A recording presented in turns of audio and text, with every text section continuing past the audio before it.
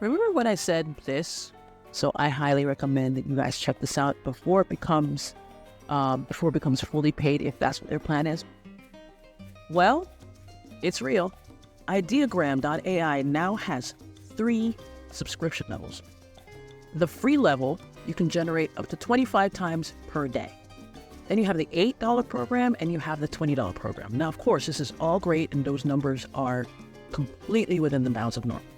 However, one pet peeve, $8 doesn't even give you the chance to have private generations. You have to pay $20 for that. Seriously?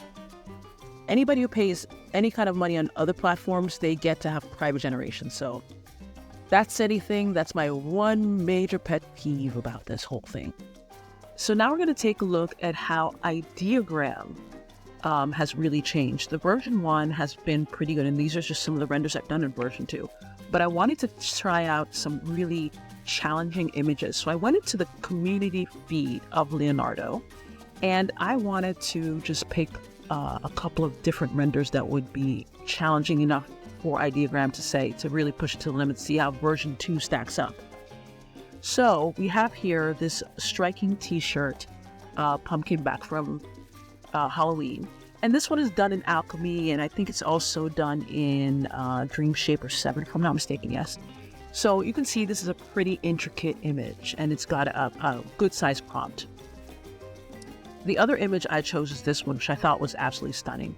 It's very complex because it involves double exposure, and then you have the glass and the image behind it. So it's a very complex image, also done in Dreamshaper with Alchemy, and I wanted to see how Ideogram would interpret this one as well. Let's go back to Ideogram, and this is the t-shirt design, and we're in version 2. Again, we have 1016, which is TikTok size.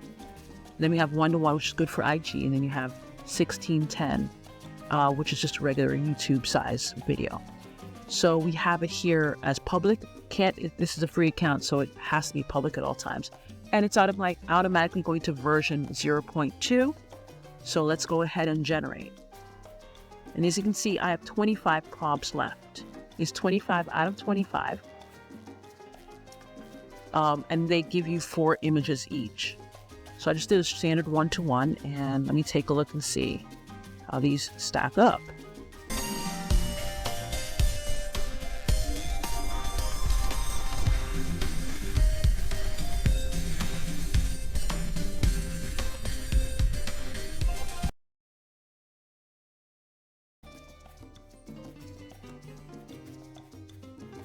Okay, so here we have version 2. This one actually looks pretty good.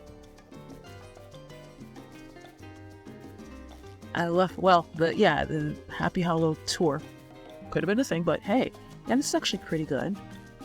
I definitely like this one right here. It just looks sinister. This one's pretty good. And one thing I have noticed is that the lines here are a little bit more defined than they were in version 1. I remember, since I have used version 1, and I think I'm only allowed, or I can only use version 0.2. But it does look a little bit more defined in the images, and I do find that the way that it generates text is a little bit better. Of course, there's still going to be anomalies. Nothing is perfect, but it's still a pretty good render. I think these would make really good t-shirts with a little bit of editing. You can download it, edit it, and then, upscale it for a t-shirt. But I think these would be really great t-shirt designs. So now let's take a look at the second image, which was that apple with the water image, the double exposure one. Okay, so for this one, I'm actually going to use the version 0.1 to see how it looks, and then we'll generate. And as you can see here, I have 24 out of 25, so it really does keep track of the prompts that you do have on your accounts. And you can do a lot with 25 generations. That's 100 images during the day. Okay. Wow. So basically, it's a translucent glass apple, and it's got the C inside of it. This one is, wow, very stunning. Amazing render. So this is what version 1 can do. So let's take a look and see how version 2 works out.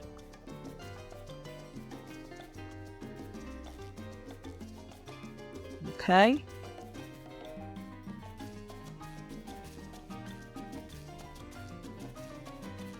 Oh, wow. There's a bit more photorealism to these images than there were in version 1. Definitely, this looks like, just a beautiful cresting wave. Really cool. Yes, that was pretty nice. This was also beautiful. So I think, if anything, number 1 and number 4 really nailed it.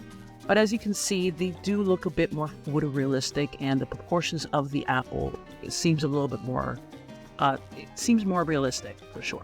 Because with this one looked kind of a bit more expansive. And there are a few more anomalies in these than there were in the version 2. So I would definitely say I will say, however, that Ideogram version 2 is fantastic. So I suggest you guys try it out. Click the link below. Remember to like, share, comment, and check out my Patreon store where I sell AI images on image prompts.